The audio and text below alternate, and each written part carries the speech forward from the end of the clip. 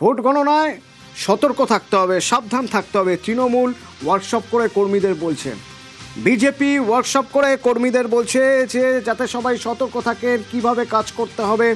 আর নির্বাচন কমিশনও সতর্ক, যদি ভোট গণনায় কোনো ভুল হয় তাহলে চাকরিও যেতে পারে। যারা ভোট গণনা করবেন তাদের যদি ভুল হয় চাকরিও যেতে পারে, হুঁশিয়ারি দেওয়া হচ্ছে। সোমরাজ রয়েছে আমার সঙ্গে। সোমরাজ, নির্বাচন কমিশন হুঁশিয়ারি দিচ্ছে যে যদি গণনায় ভুল হয় চাকরিও যেতে পারে।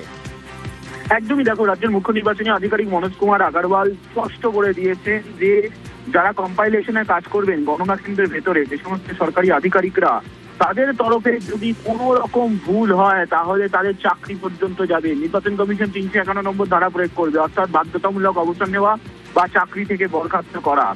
তার কারণ গণনা নিয়েও নির্বাচন কমিশন এবার সতর্ক।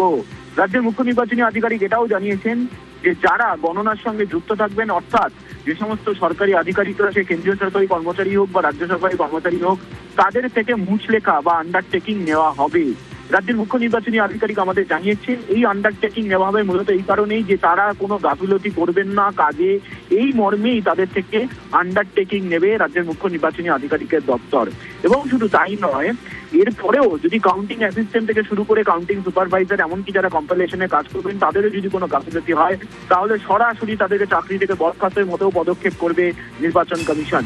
তবে শুধু কাউন্টিং অ্যাসিস্ট্যান্ট বা কাউন্টিং সুপারভাইজার বা কম্পাইলেশনে কাজ করবেন তারাও নয়, এর আওতার বাইরে থেকে বাদ যাবেন না পুলিশ কর্মীরাও। গণনা কেন্দ্রের ভেতরে যদি কোনো রকম গন্ডগোল হয় তাহলেও শাস্তিমূলক পদক্ষেপ নেবে নির্বাচন কমিশন। এবং এক্ষেত্রে গণনা কেন্দ্রের ভেতরে যারা পুলিশ কর্মীরা থাকবেন, বাইরেও যারা থাকবেন, তাদের থেকেও মুচলেখা নেবে নির্বাচন কমিশন। রাজ্যের মুখ্য নির্বাচনী আধিকারিক মনোজ কুমার আগরওয়াল তেমনটাই আমাদের জানিয়েছেন।